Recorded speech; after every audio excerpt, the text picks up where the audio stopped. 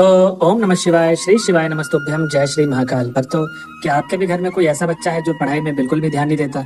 उसकी पढ़ाई को लेके आप बहुत ज्यादा परेशान रहते हैं, आपको चिंता बनी रहती है कि चल रही है कि जो आपका बच्चा है वो आपको लगता है कि कहीं गलत आदत में पड़ गया है, मतलब नशे वगैरह करने लग गया है। अगर आपको ऐसा कोई भी शंका है अपने बच्चे से रिलेटेड और जो भी समस्या है, आप कृपया करके टेंशन ना लीजिए, क्योंकि गुरुदेव जी कहते हैं कि जो भी माताएं आज की वीडियो सुन रही हैं, अगर इनमें से कोई भी उपाय कर लेती हैं तो उनके घर का जो भी बच्चा है, अगर वो पढ़ाई में अच्छा नहीं है, अगर वो आपकी बात नहीं मानता है, वो आपकी बात मानने लग जाएगा, पढ़ाई में एकदम अव्वल आने लगेगा। तो चलिए चलते हैं उपाय की तरफ और देखते हैं। तो वक्त गुरुदेव जी पहले उपाय बताते हैं कि आपको इसमें चाहिए क्या। सबसे पहले तो ये उपाय करना है आपको किसी भी रविवार वाले दिन। कब करना है? किसी भी रविवार वाले दिन। और भक्तों, गुरुदेव जी कहते हैं कि इस उपाय में उस बच्चे का होना जरूरी है जिसके लिए आप जो समस्या बनी हुई है आपके जीवन में बच्चे से रिलेटेड, उस बच्चे का होना जरूरी है। अब इसमें आपको चाहिए क्या? 71 चावल के दाने। और जो आप 71 चावल के दाने लेंगे वो ध्यान रहे कहीं से टूटा फूटा ना हो, कहीं से खंडित ना हो।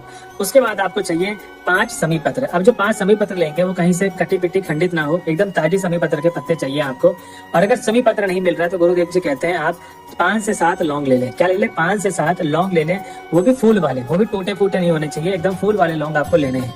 अब तो गुरुदेव जी कहते हैं आपको सीधा रविवार के दिन सुबह उठते ही आपको अपने बच्चे को लेके महादेव के मंदिर के द्वार पे चले जाना है। अब जब आप मंदिर पहुंच जाएंगे तो आपको 7 से 8 मिनट भगवान भोले बाबा की आराधना करनी है, देव आदिदेव महादेव का स्मरण करना, उनके मंत्रों का जाप करना है। उसके बाद ही आपको उपाय शुरू करना है। अब तो जब आप 7 से 10 मिनट आराधना कर लेंगे भोले बाबा की, तो आपको करना क्या है?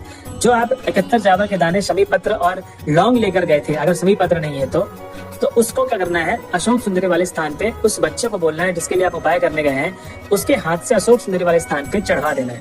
अभी उसका हाथ हटाना नहीं है, आप बोलना है आपको मनी मन। जितनी माताएं हैं वो भी समस्या बोल सकती हैं और वो बच्चा भी बोल सकता है। और अगर वो नहीं बोल रहा तो उनकी माताएं समस्या बोलकर जो मनोकामना है वो आपको बोल देनी है भोले बाबा से। भक्तों, गुरुदेव जी कहते हैं कि जो भी कोई भक्त रविवार के दिन इस उपाय को कर लेता है अपने बच्चे को ले जाके साथ में, उसका बच्चा जीवन में हमेशा तरक्की करेगा, हमेशा अव्वल आएगा, कहीं भी उसको कोई भी परेशानी होगी महादेव का उसके साथ आशीर्वाद हमेशा बना रहेगा।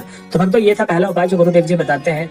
अब हम चलते हैं अगले उपाय की तरफ जो गुरुदेव जी ने बताया था पढ़ाई से रिलेटेड। ठीक, अब इस उपाय में उनकी माताएं भी कर सकती हैं इस उपाय को। अगर बच्चा है तो बहुत अच्छी बात है, लेकिन गुरुदेव जी ने बताया है कि ये उपाय उनकी माताएं भी कर सकती है जिनके बच्चे आनाकानी करते हैं मंदिर जाने में, या आपके बच्चे वहां पर रहते नहीं है जहाँ पर आप रहती हैं, वो बाहर किसी सिटी में पढ़ाई कर रहा है या जॉब कर रहा है। तो उसके लिए गुरुदेव जी बताते हैं कि सबसे पहले तो आपको चाहिए इसमें 3 बेलपत्र।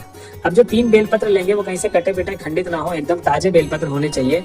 उसके बाद आपको चाहिए 1 लोटा जल और 1 शहद की डिब्बी।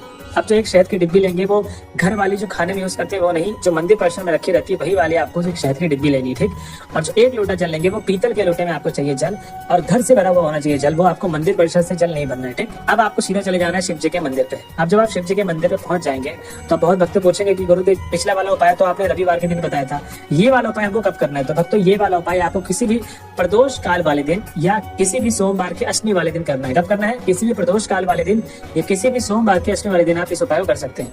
अब जब आप महादेव के मंदिर पहुंच गए तो 7 से 10 मिनट भगवान भोले बाबा की, देव आदिदेव महादेव की उनकी आराधना करिए, उनके मंत्रों का जाप करिए, उसके बाद ही आप उपाय करने के लिए तैयार है। अब जब मैं आपको बोलता हूँ कि 5 से 10 मिनट आराधना करने के लिए महादेव के आगे, इसके पीछे कारण ये बताते हैं गुरुदेव जी कि किस मन से आप गए हैं, क्या आपका मन चित है, शांत है कि नहीं है, कितनी ज्यादा गहरे दिल से आप अपनी मनोकामना मांग रहे हैं। इसीलिए आपको करना यही होता है कि आप सबसे पहले 7 से 10 मिनट आराधना करें, आपका मन एकदम शांत और चित हो जाएगा, उसके बाद उपाय करने के लिए आप तैयार हैं। तो भक्तों, ये चीज आप उपाय करने से पहले जरूर कीजिए करिए कि जिस भगवान के मंदिर में आप उपाय करने के लिए जा रहे हैं 7 से 10 मिनट वहां पर ध्यान करिए, आराधना करिए, उसके बाद ही उपाय को शुरू करिएगा। ठीक, अब भक्तों, जब आप महादेव की आराधना कर चुके हैं इस उपाय में, तो सबसे पहले तो आपको करना क्या है?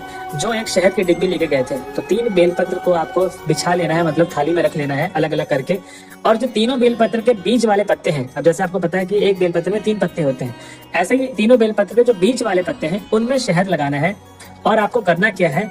जलाधारी वाले भाग पे, जहां से जल निकल रहा होता है नीचे की तरफ आ रहा होता है, जलाधारी वाले भाग पे आपको तीनों बेलपत्र लाइन वाइज, मतलब क्रमांक वाइज आपको चिपका देना है। ठीक, जैसे शहद चिपकता है तो आपको जहां से शहद लगाएंगे उसको उल्टा रखना है। ठीक, जैसे चिपक जाए शिवलिंग पर।